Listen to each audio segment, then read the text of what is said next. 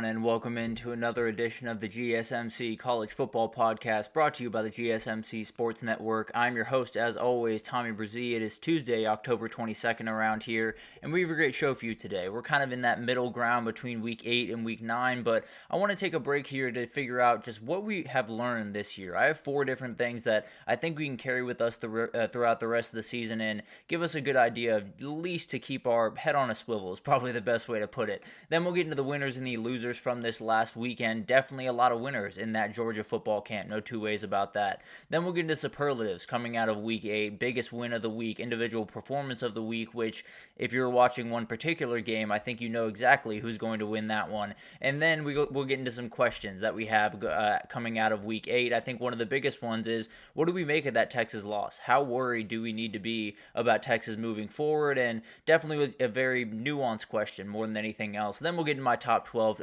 Tuesday, one that's been a little bit easier than the past couple of weeks. Although there was a bit of movement up top, I think feel very, very good about the teams that I have, but would love to hear all the criticism that y'all have for it. No two ways about that. But before we jump in, I do want to remind you all we get tons of questions and comments throughout the show, and the best way for you all to get your question on the screen, we can have fun back and forth here, is to use that super chat feature. At the bottom of the chat on the Sports Network page, you'll see a little $sign. Click on that, add any question, comment you like, and your name and that question will pop up on the screen. Definitely want this to be very interactive. One of those things that we're getting into that thick of the season, there's definitely a lot of questions to be answered, so would love to hear from you guys as much as I possibly can. But let's go ahead and jump in here because we're over halfway through the season. We feel like we have a pretty good idea of what this college football season has to hold. A couple of teams that are going to, I don't want to say separate from the pack because I'll get into that here in a second. But at the end of the day, I feel like we've learned some things about this year that we can carry with us throughout the rest of this year and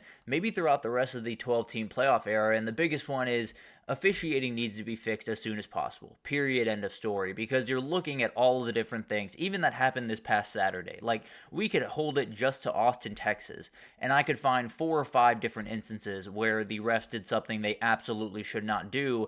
And the biggest one, obviously, was giving Texas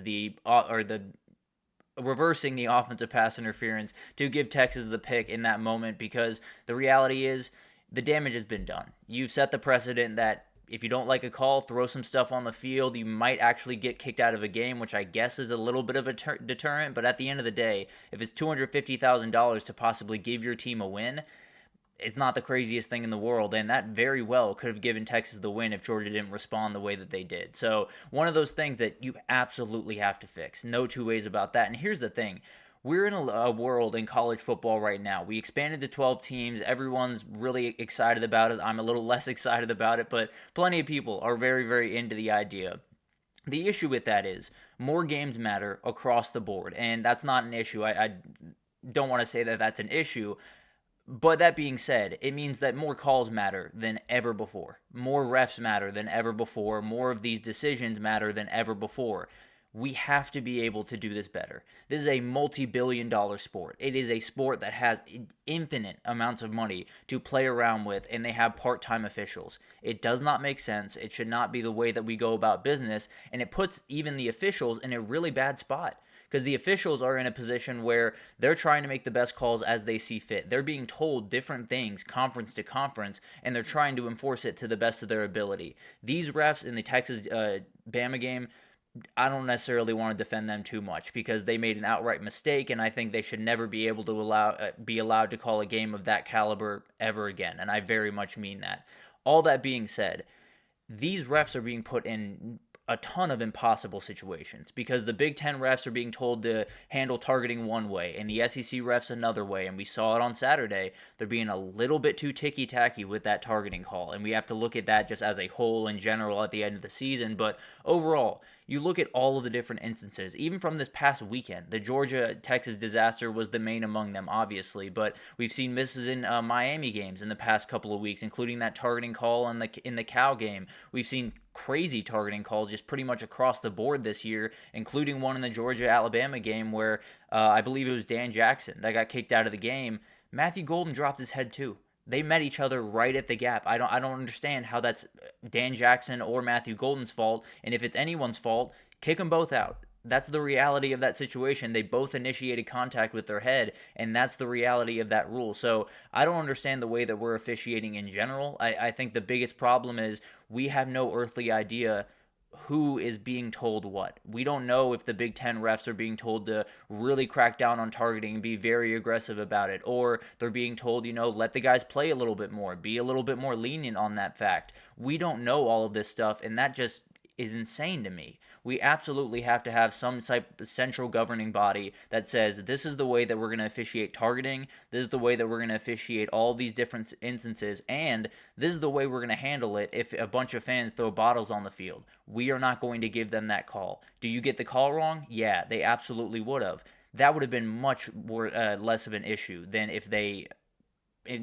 what they did, actually, which is essentially just set the precedent of congratulations, you're going to see a lot of trash on a lot of SEC fields the rest of the season. I can almost promise you that. So we got to fix this issue. There's too many games that matter. There's too many teams that are going to be affected. And frankly, if we keep going down this path, there is going to be a number of teams that are left out of the playoff for reasons that are beyond their control. They're going to be left out because of one call at one point in a game that totally changed the outcome. And that just can't happen. So we have to make these people full-time employees. We have to be able to get this to a central body, and we have to be able to move forward knowing what the rules are, because I can promise you there are a lot of coaches out there that if you ask them to explain the targeting rule to them, they wouldn't be able to do it because it's so confusing across the board and everyone's enforcing it differently. So that's the number one thing, and I went a little long there because, man, am I a little bit fired up about the officiating in college football right now. It's one of those things that you have the money, you have the resources, you have to take care of it, because at the end of the day, you're going to end up leaving a team out of the playoff that deserves to be there because your refs can't make the right call. But moving forward, the other thing that I think we've learned is bury a team after a loss at your own danger. You're more than welcome to bury a team after a week 1 loss or after a week 2 loss, but they can come back very strong. Well, I think Clemson might be a great example here, losing that game to Georgia in the first week. Everyone said, Dabo Swinney's way of going about business isn't going to work. Frankly, that's what I was saying after this game. It looked like they were just entirely on a different level, and maybe they still are. Maybe they're not that elite team that needs to win a national title, but they bounce back in an incredible way. They're playing really, really good football. Cade Klubnik is playing about as clean football as anyone in the entire country, and no one would have picked Clemson to be in a position where they were... I rephrase this. Apologies. I'm going to rephrase that. But I think the best way to put it is 6-1 after your going into your bye week for Clemson. That's exactly where they thought they were going to be. They weren't worried about that. Georgia game obviously was a tough one, but the reality is they were able to bounce back, keep going, and they're very much in the CFP conversation. And then we got Georgia. They lost the game to Alabama not a couple of weeks later, and now they're a team that just took down Texas in dominating fashion on the road. So they're a team that absolutely is handling all the business in front of them, and it's one of those things that you just need that sometimes. And I think Texas, you can make the argument, they needed that. They needed to get punched in the teeth, and we'll talk about that a little bit later in the show. But then you have teams like LSU. They lost to USC, and everyone said, oh, it's just the normal LSU team, good offense, bad defense, call it for the year. They bounce back in a huge way, and that defense is actually winning them games right now. And then you got Tennessee after the Arkansas game, ability to bounce back. It hasn't been all that pretty, but getting wins. Notre Dame after that NIU game, although I don't necessarily love that the Notre Dame team right about now, but at the end of the day, a lot of these teams can bounce back. And I said it yesterday when talking about the Texas UGA game. This is now an era where you are not defined by the one loss, you are defined by how you react to that one loss. So all of these teams have reacted really well. Texas could react really well next, and we'll see what happens. But at the end of the day, it's just one of those things that a team can take a loss and still bounce back and be a great team. Just be very wary burying a team early on in the season like that. But finally, there's no elite teams in this year. I feel very confident saying that. Now, we can make the argument about Oregon, and frankly, they're probably as close as anyone is in this conversation. But at the end of the day, I don't think there's anyone that's leaps and bounds better than anyone else. I think Oregon has holes that can be exploited by Georgia. I think Georgia has holes that can be exploited by Ohio State. I think Ohio State has holes that Texas can exploit, and kind of all the way around. Although Texas didn't exploit any holes for Georgia this past weekend, I do think there are some there that if Texas were to play them again, there would be openings to exploit. But at the end of the day, I made a prediction early on in the preseason just saying there will be no undefeated teams in the Power Four. It's gone a little bit further than I thought it was going to go. I'll be totally honest with you. But at the end of the day, I do think Oregon's going to get clipped. I think Penn State as well, Miami, Indiana, Iowa State, and BYU. I think all of those guys get got at one point. I don't necessarily know when it comes, but I do think that's going to happen just because of the next thing that I'm going to talk about, which is essentially just the chaos is not done by any means. I can almost promise you that. The chaos is not near to over in this sport because just circumstantially, let's just talk about the chaos that has already happened. Obviously, incredible upsets all over the place, so many different things, but circumstantial just around the country. There are 4 undefeated ACC conference teams. There are 6 undefeated or 1-loss teams in the Big 12. There's 6 undefeated or 1 loss in the Big 10. There's 7 in the SEC. It is going to be something where it's going to be cannibalism over the last couple of weeks, and that is going to create chaos. There's no two ways about that. And all that being said, I think we talked about going into the year, could a 9-3 team make the playoff? Is that in the cards?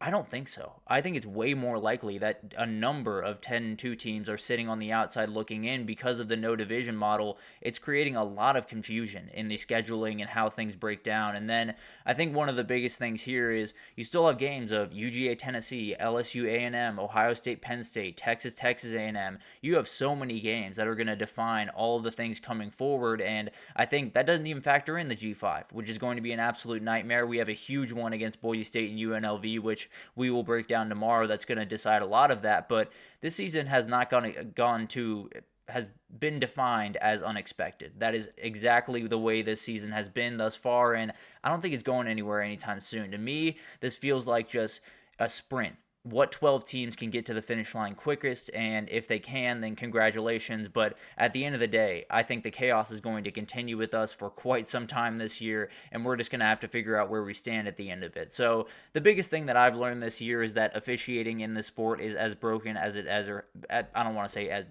it ever has been, but it's broken, and it very much needs to be fixed. If you're going to have this many games matter and this many teams be in the hunt, you need to have all of the referees knowing what they're doing and being in the same wavelength going into these games, regardless of what conference you're in. So that's something that I'm sure people are talking about behind the scenes, and they'll handle it in the offseason, I assume. But I have a feeling there is going to be someone left out of the playoff because of a call that they didn't like, or because of a call that was just outright wrong. But we'll deal with that when we get there. Definitely not going to be something that we're going to stop talking about by any means. But let's take our first break here, and when we come back, we got to talk about the winners and the losers from this past weekend. We got to talk about, obviously, Georgia was quite the winner.